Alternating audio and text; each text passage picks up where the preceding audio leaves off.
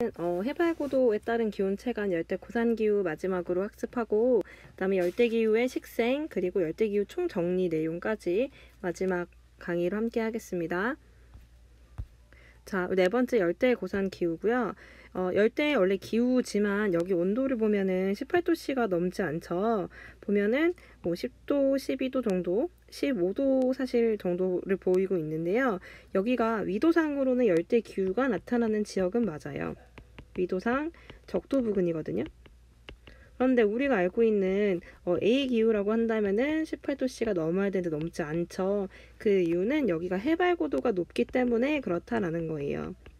근데 우리가 왜 여기다가 A를 붙여주고 열대에 같이 배우냐면, 만약에 온대 기후에 있는 고산지대라면은 온도가 얘보다 훨씬 낮아지거든요. 그래프 상으로는 온대 그래프에서 이렇게 밑으로 내려온 이런 모습을 보일 텐데, 이건 그것이 아니고 원래는 이 지역이 이렇게 높았을 테인데 지금 고산 지역이라서 이렇게 밑으로 내려온 모습을 보이기 때문에 지금 온대 기후에 함께 배우는 겁니다. 자, 그래서 여기 우리가 명칭은 27번의 열대 고산 기후 여러분 적어주면 되고요. 자, 이 기후를 다른 말로는 항상상, 봄춘 지난번에 했었죠. 상춘 기후라고 해요. 월평균 10에서 15도 정도. 근데 여기는 연교차가 여기도 별로 없죠. 보면은 거의 1년 내내 똑같은 기온을 보이기 때문에 연교차보다 일교차가 크다. 특히나 이 지역은 일교차가 되게 큰데요. 왜냐하면 고도가 높아질수록 여러분 공기가 더 희박해지잖아요. 그렇기 때문에 온도 변화가 심해요. 그러니까 구름이 별로 없다고 생각하면 돼요. 수증기도 여러분 지표면 근처에 많이 모여 있거든요. 올라갈수록 이 중력에 의해서 이 주변에 어떤 수증기라던가 이런 게 많이 모여져 있는데, 여기 산 윗부분이기 때문에 이런 수증기 자체나 공기도 희박한 거예요. 그래서 이 지역은 이런 태양빛에 의해서 빨리 달궈지기도 하고 금방 식기도 하죠. 그래서 여기는 일교차가 굉장히 큰 편입니다. 그래서 연교차보다 일교차가 크다. 자, 그래서 같은 위도대에 이제 고도가 낮은 지역과 고도가 높은 키토를 비교해 볼 텐데요. 이 키토는 에콰도르의 수도예요. 근데 에콰도르는 이 말 자체가 적도라는 뜻이거든요. 자, 적도에 있는 나라, 거기에 수도인 키토는 2850m. 여러분, 이게 우리나라 백두산 천지보다 높은 위치예요. 백두산이 2750m 정도 되기 때문에 백두산보다 높은데요. 거기에 도시가 있다라는 거죠.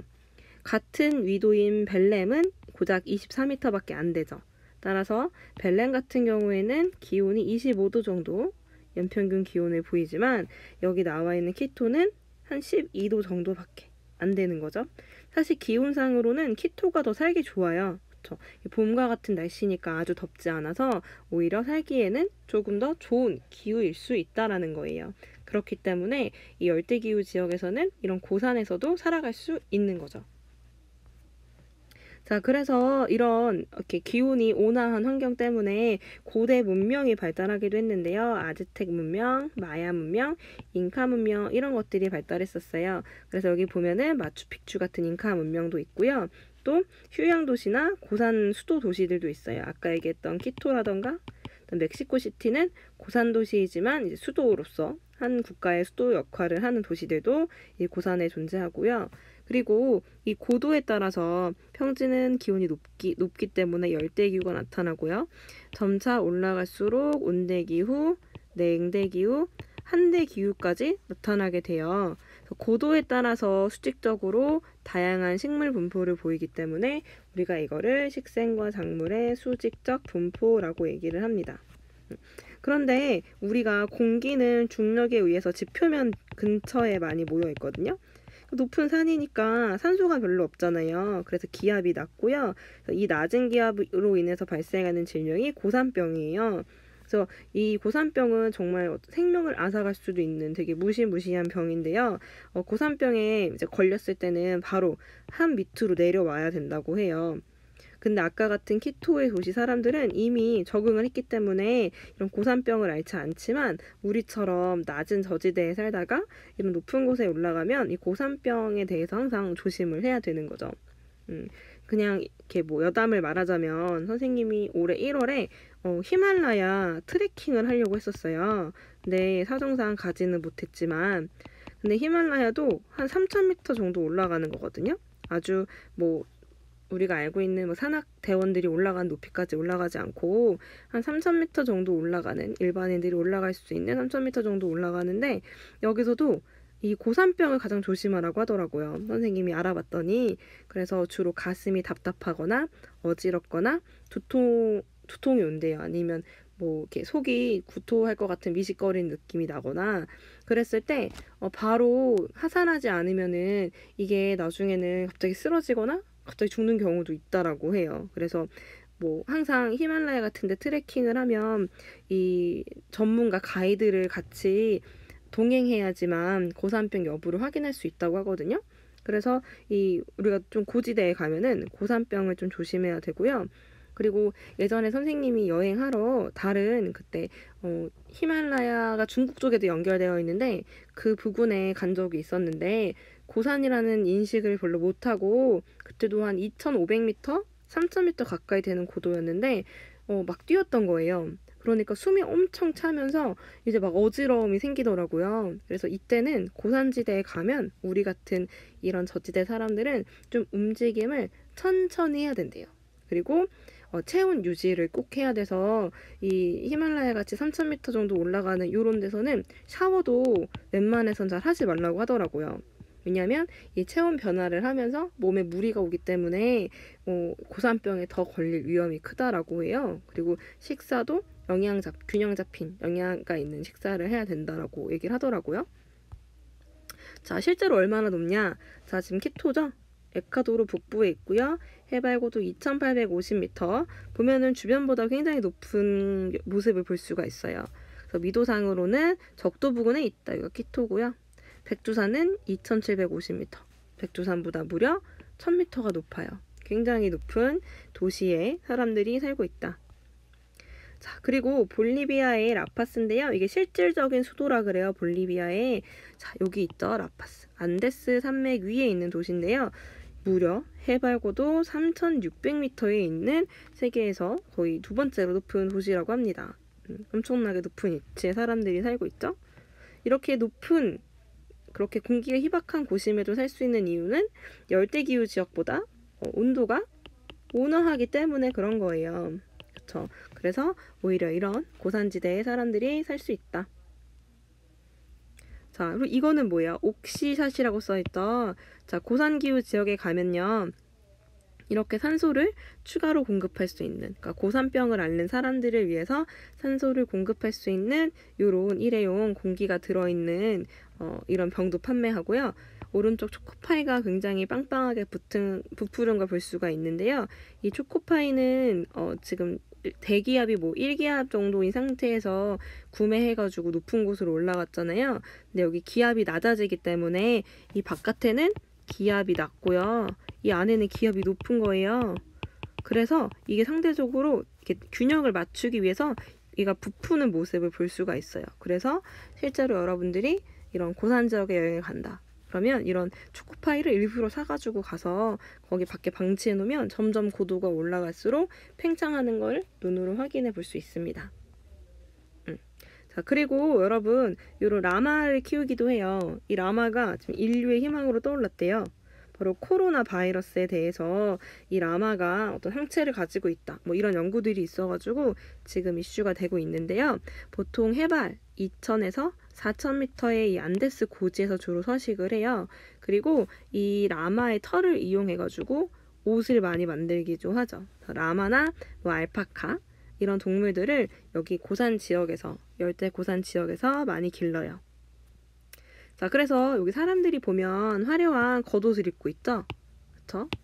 어깨에 두른 이런 천들을 볼 수 있는데요. 아까 봤던 라마의 털을 이용해서 만든 옷이에요.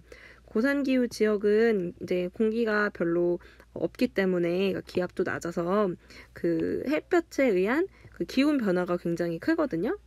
그래서 이런 겉옷을 항상 걸쳐야지 이런 기온 변화에 대처할 수가 있어요. 그래서 보면은 이렇게 겉옷을 항상 두르고 있고, 이렇게 챙이 있는 모자를 쓰기도 해요. 왜냐면 고산지대는 햇볕이 이제 그 막아주는 수증기나 이런 게 없기 때문에 바로 강하게 내리쬐거든요. 그래서 이런 챙이 있는 모자들을 전통 의복으로 많이 쓰고, 또 이 지역에서는 옥수수를 많이 기르거든요. 그래서 옥수수를 이용한 이런 또르띠아를 이용한 이런 음식도 많이 발달되어 있습니다.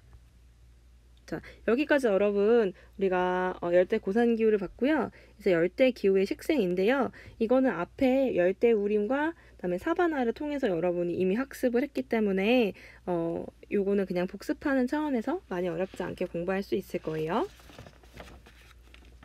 자, 우선은 열대 우림인데요. 자, 열대 우림하고 사바나 이 두 가지를 볼 거예요. 왜냐하면 AF하고 AM 이게 바로 열대 우림의 어떤 기후를 보인다라고 생각하면 돼요. 알겠죠? 자, 그래서 AF와 AM의 공통적으로 나타나는 기후가 바로 열대 우림이다. 그래서 여러분이 그 AM과 AW, AF가 있으면요. AW가 있으면 AM은 사실은 AF랑 좀 비슷해요. 연 강수량이 AF만큼 많기 때문에. 그래서 AF와 AM은 공통적으로요. 열대 우림이 나타나고요. 그 다음에 토양이 적색이에요. 그래서 적색토. 그 다음에 고산가옥 이런 것들을 주로 짓는다라는 공통점이 있고요. 그래서 AW 같은 경우에는 사바나 초원의 형태잖아요. 그래서 AM의 성격은 사실 AF랑 좀 더 유사하다라고 기억해주면 좋을 거예요. 자, 그래서 AF와 AM을 공통적으로 나타나 있는 열대 우림을 보면요. 수종이 굉장히 다양해요. 그래서 상록 화렵수, 항상 녹색이에요. 항상 녹색인 화렵은 잎이 넓다라는 거예요. 잎이 넓은 그런 나무들이 빽빽하게 분포되어 있다. 그래서 여기 보면은 가장 높은 최상층에는 많은 햇빛을 받죠. 그리고 밑에 내려올수록 이 위에 있는 나무에 햇빛이 걸려져 가지고 빛이 적게 들어와요. 그래서 지표에 가까울수록 일조량, 햇빛이 비치는 양이 적어요. 그래서 이 밑에 있는 부분은 가지가 별로 발달하지 않는데요. 위에만 이렇게 크게 발달하고 밑에 부분에 가지는 별로 발달하지 않는다라는 거죠. 자, 그리고 주로 이런 나무들이 이렇게 빽빽하게 들어차 있는 나무들을 우리가 숲을 밀림 혹은 정글이라고 불러요. 그쵸? 그래서 아마존 지역에 있는 밀림 정글을 셀바스라고 명명한다라고 얘기했었죠. 그래서 수목 밀도를 보면요. 수목 밀도는 나무들이 밀집된 정도는 높다라고 볼 수 있어요. 수목 밀도는 높다. 알겠죠? 자, 이렇게 저 위에 지금 큰 잎 때문에 밑에 부분은 이렇게 새어 나오는 빛들만 밑에까지 이제 전달이 돼서 밑에 가지들이 많이 발달하지 않은 편이고요. 이렇게 위에서 보면은 빽빽하게 나무들이 들어차 있는 걸 볼 수가 있죠. 마치 여러분 브로콜리 있죠. 브로콜리를 위에서 본 모양이라고 생각하면 될 것 같아요. 나무들이 빽빽하게 빼곡히 들어차 있는 모습. 자, 그래서 우리가 이 아마존 정글 지역 이 일대를 셀바스라고 부른다라는 거예요. 나머지 다른 것도 있잖아요. 이거는 사바나 지역 나올 때 한 번 더 설명을 해줄게요. 여기 식생을 볼 텐데요. 우리 네 글자로 뭐라 그랬냐면 소림사처럼 소림 장초라고 했었어요. 그쵸? 지금 밑에 나와 있는 이 모습이죠. 그 나무가 드문드문 있는 걸 소림이라 그랬고 이렇게 약간 긴 듯한 풀을 장초라고 얘기했었어요. 그쵸? 그래서 우기와 건기 영향으로 우기에는 그쵸? 초목 풀과 나무가 무성하지만 건기에는 풀이 말라서 나무가 띄엄띄엄 분포하고 키 큰 풀이 혼합되어 있는 식생을 보인다. 그래서 여기 보이는 것처럼 여기 있는 지역, 여기를 야노스라고 부른대요. 그리고 여기는 캄푸스라고 부르고 여기는 그린 차코라고 부른대요. 요거 여러분 일일이 지금 다 외우려고 그러면 너무 머리가 아파요.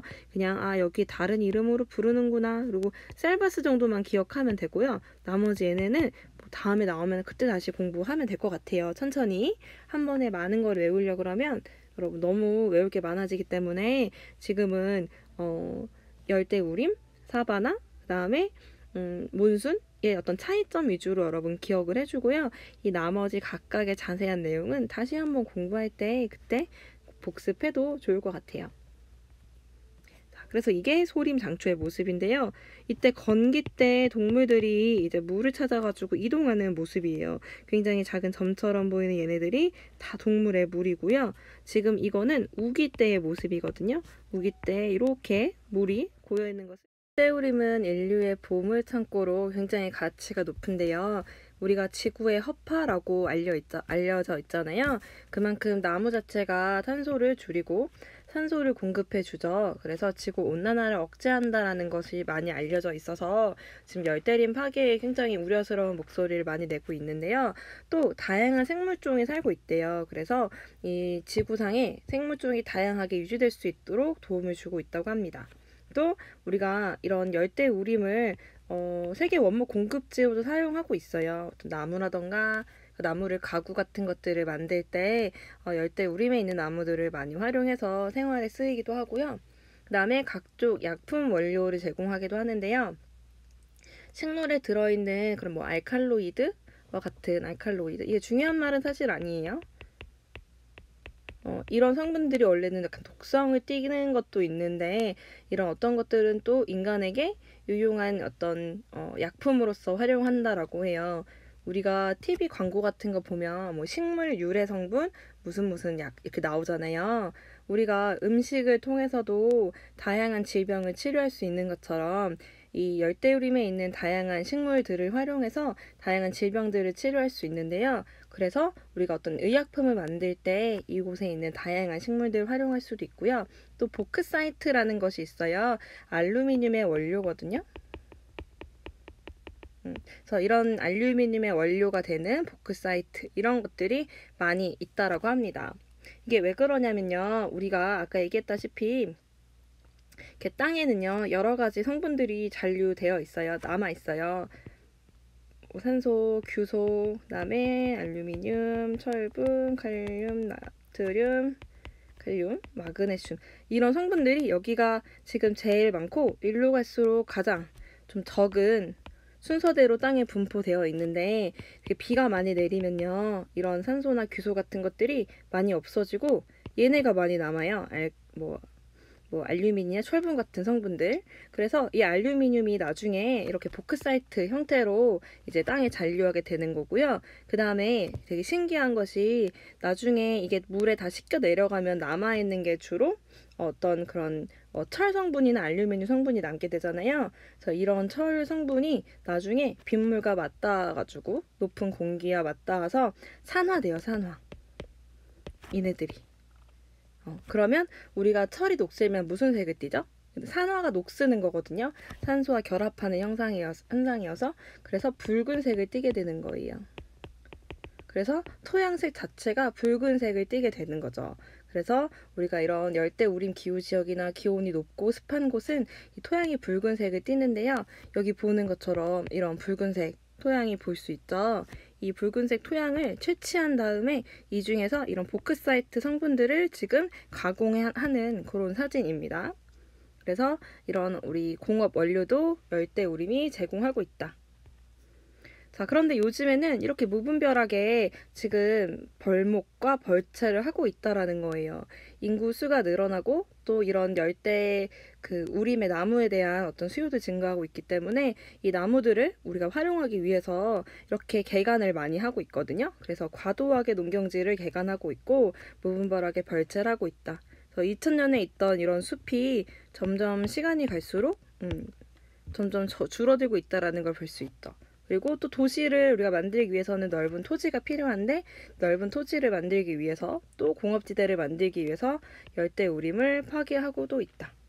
자, 그래서 이 나무가 없으면요, 토양이 더 많이 깎여요. 그러니까 비가 왔을 때 나무가 있는 것하고 맨 땅에 노출되어 있을 때 하고 어떤 차이가 있냐면, 이렇게 나무가 있으면 뿌리가 흙들을 이렇게 좀 지탱해주고 있는 부분, 잡아주고 있는데, 그게 아니면은 이 비가 왔을 때 여기 겉에 있는 토양이 그대로 빗물에 쓸려 내려가기도 해요. 그래서 토양이 침식되는 것도 더 증가하고, 또 토양이 라테라이트화라는 건 뭐냐면요, 라테라이트라는 말 자체가 뭐냐면 이런 고온 다습한 기후 환경에서 형성되는 앞에 얘기했던 그런 붉은색 토양을 라테라이트라고 얘기를 해요. 이게 어디서 나온 말이냐면요. 이렇게 라테라고 이게 벽돌이란 뜻이고요. 이게 라틴어예요. 여기서 나온 말이에요. 라테라이트. 그래서 벽돌처럼 되는 거예요. 이게 무슨 얘기냐면 앞에 얘기했던 이렇게 지금 이렇게 땅에 잔류했던 여러 성분들이 빗물에 씻겨 내려가고 이런 철이나 알루미늄 성분들이 남아서 이게 산화되면 붉게 변한다 그랬잖아요. 이렇게 만들어진 토양을 라테라이트 토라고 하거든요. 근데 얘가 그냥 대기 중에 노출되어 있으면 딱딱하게 굳어버려요. 마치 벽돌처럼. 그래서 우리가 라테라이트 토를 모아가지고 네모나게 굳혀서 벽돌로 만들기도 하는데 그냥 일반 토양이 벽돌처럼 단단하게 변한다는 거예요. 그러면 그 땅은 식물을 심을 수도 없고 인간이 활용하기에도 굉장히 안 좋은 땅으로 변한다는 거죠. 그래서 우리가 이렇게 열대우림의 나무가 많을 때는 이런 라테라이트화가 많이 진행되지 않는데 만약에 나무가 제거되면 이 밑에 있는 땅이 단단하게 굳어져가지고 이제 굉장히 안 좋아진다라는 거죠. 그게 토양의 라테라이트화라고 하는 거고 라테라이트라는 말 자체는 이런 붉은색 토양을 얘기하는 겁니다. 선생님이 열대우림 기후지역은 굉장히 척박한 땅이다라고 얘기했잖아요. 비가 많이 오면 이 빗물에 의해서 영양분이 씻겨 내려가기 때문에 그래서 척박하다라는 설명이 있는 겁니다. 자, 그래서 실제로 보면 우리가 그 팜이라는 것을 기르기 위해서 실제로 많은 열대림이 지금 훼손되고 있다라고 해요. 팜은 우리가 그 과자 같은 것들 여러분 먹을 때 튀기는 기름이 팜이거든요. 그럼 팜유를 생산하기 위해서 굉장히 많은 우리나라도 지금 팜 오일 수입량이 뭐 줄어들었다가 다시 2016년에 조금 이렇게 늘어나고 있는데 열대림을 이렇게 다 없애고 여기 지금 작은 묘목이 이게 팜이에요. 팜. 그래서 뒤에 있는 게 열대림이라고 합니다. 그래서 뭐 보니까 팜 오일 농장에 팜나무 열매가 가득히 쌓여 있다라고 하는 거죠. 자, 그래서 이걸 보면 진짜 확연하게 느낄 수 있죠. 오른쪽이 파괴된 열대림이고요. 왼쪽이 자연적인 열대림인데요. 이 두 개의 차이가 얼마나 큰지 여러분 보이시죠?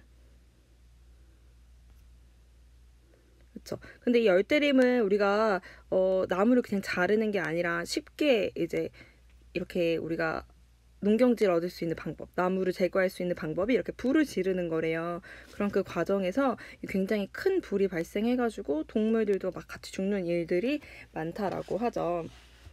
그 다음에 앞에 여기 제목에 보면 미, 중국 무역 전쟁이 아마존 열대우림을 파괴한다라는 기사거든요.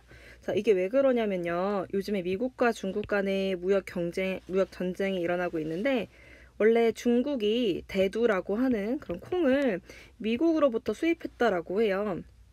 그런데 이제 대신에 미국과 중국이 사이가 안 좋아지다 보니까 중국이 이 대두를 미국에서 구입하는 것이 아니라 이런 남미 지역, 이런 열대우림 지역에서 구매하는 거죠.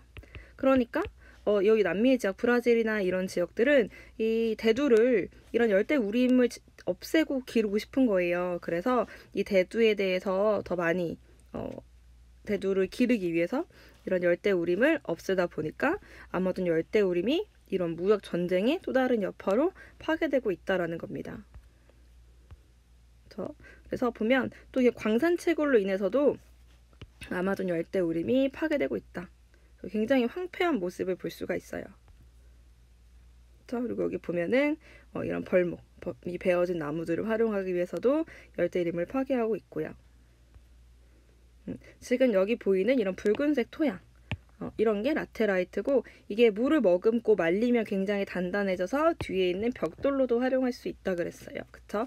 그리고 토양이 이렇게 벽돌처럼 단단해지는 현상, 라테라이트화라고 얘기도 했었죠?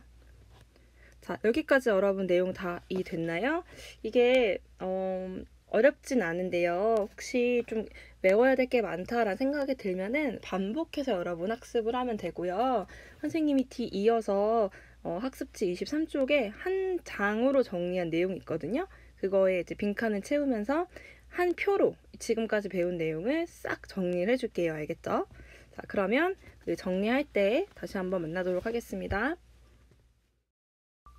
자, 그러면 우리가 지금까지 학습한 내용을 하나의 표로 정리해 보도록 할게요. 열대 고산을 제외한 열대우림, 몬순, 사바나 기후에 대한 정리입니다. 자, 먼저 구분 조건, 기후의 의미. A라는 건 뭐였어요? 자, 열대기후고 최하늘 기온이 18도씨 이상이라는 의미였죠. F는 무슨 의미였어요? 모든 달이 60mm를 넘어가는 달. 그래서 연중 수뷴하다라는 의미였다. 그쵸? 열대 몬순 기후는요, 똑같이 최하늘 평균 기온이 18도씨 이상이다. M은 뭐예요? 몬순이란 뜻이죠. 몬순은 무슨 뜻이냐면 계절풍이라는 뜻이에요. 자, 이 계절풍과 지형성 강수 때문에 여름에는 어땠어요? 비가 많이 오고요. 겨울이 건조했죠. 60mm가 안 되는 달이 있었어요. 자, AW라는 건 뭐였냐면 여기도 최하늘 평균 기온이 18도씨 이상이다. 그런데 W라는 거는 겨울 건조의 뜻이었죠. 자, 그럼 형성 원인을 볼게요. A, F 같은 경우는 자, 적도 부근에 위치해서 1년 내내 적도 저압대 영향을 받았고요. 대류성 강수인 스콜이 내렸었어요. 자, 그리고 AM 기후는요. 자, 여기가 몬순, 계절풍이 있고 건기와 우기가 뚜렷하다. 그 다음에 AFW 나타나는 이유는 뭐였죠? 기압대 이동 때문에 자, 그 다음에 이제 기후 특성을 보면요. 열대우림은 연중 고온 다우했었고요. 그 다음에 대류성 강수 스콜이 있었죠.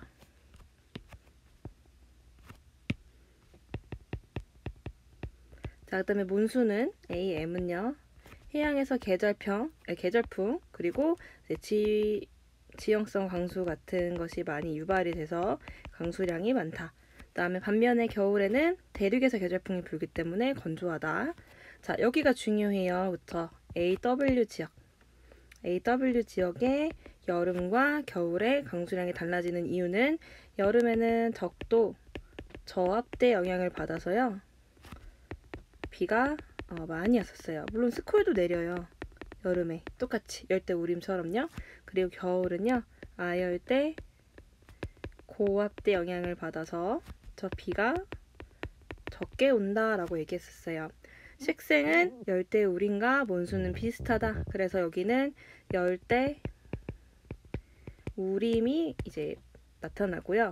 다층수관이라고 얘기를 하는데요. 이거는 그냥 아까 얘기했다시피 나무가 큰 나무가 이렇게 있고요. 큰 나무가 있고 그다음에 그 아래 작은 나무가 있고요. 작은 나무가 이 빛에 따라서 이렇게 분포하죠. 다양하게. 층이 다양한 나무들이 빽빽하게 들어서 있잖아요. 이런 게 다층수관이라고 얘기를 해요. 자, 그 다음에 나무가 단단하다라고 그랬었어요. 경질목이다. 단단하다. 그래서 이거는 가구랑 건축재로 쓴다. 그쵸? 그리고 여기는 소림장초다. 나무가 드문드문 있고 긴 풀이 자란다.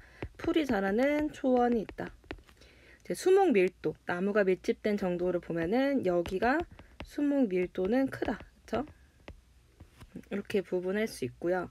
그리고 토양은요, 공통적이에요. 공통적으로 기온이 높기 때문에 적색, 붉은색의 토양. 이 붉은색 토양은 뭐냐면 금속 성분, 특히 뭐 철이나 알루미늄 같은 이런 금속 성분이 남아 있어서 산화되는 거죠. 그래서 적색을 띠고요. 영양분은 모두 없어졌기 때문에 척박한 편이다. 그쵸? 자, 농업을 보면요. 얘네 세 개 공통적으로 다 이동식 화전 농업을 해요. 토양이 척박하다 보니까 이동식 화전 농업을 기본적으로 하고요. 그 다음에 플랜테이션을 하는데 농작물이 약간 달랐죠. 여기는 플랜테이션. 여기는 열대우림은 축축하니까 끈적하고 뭔가 끈적끈적하고 말랑말랑한 거. 뭐였냐면 카카오, 고무. 그쵸? 여긴 뭐 차. 그리고 AW 지역은 건기가 좀 길게 필요한 거. 커피, 사탕수수, 목화. 그쵸? 이렇게 생각하면 되겠죠? 커피에 여러분 설탕 넣어서 먹잖아요. 시럽. 그러니까 사탕수수 커피 이렇게 같이 기억해도 좋을 것 같아요. 그리고 전통적 가옥 구조를 보면요. 여기는 열대 우림하고 AM은 공통적으로 비가 많이 오니까 지붕의 경사는 급하죠. 그쵸? 네, 비가 많이 와서. 그 다음에 통풍의 유리야도로 개방 형태의 개방형 집을 가지고 있고요. 또 고상식 가옥을 짓는다 라고 했었어요. 왜냐면은 습기나 열기나 해충을 막기 위해서 그렇다. 그리고 여기 있는 A, W 같은 경우에는 이렇게 관목과 풀, 관목이란 건 나무예요. 그쵸? 나무와 풀을 이용한 가옥을 짓고 또 이동식 가옥, 유목을 하기 때문에 이동식 가옥을 짓는다. 그쵸? 관목은 교목이랑 관목이 좀 다른데요. 교목은 우리가 소나무처럼 이렇게 큰 기둥이 있고 이렇게 잎이 있는 나무들이 얘기하는 거고요. 관목은 진달래나 개나리 같은 거 생각하시면 돼요. 키가 작은 나무다 생각하시면 되거든요. 그래서 이런 관목과 풀을 이용한 그런 집을 짓는다. 여기까지 여러분 정리가 되셨죠? 한 번 더 복습하시고요. 모르는 내용 있으면 질문 남겨주세요. 오늘도 수고하셨습니다.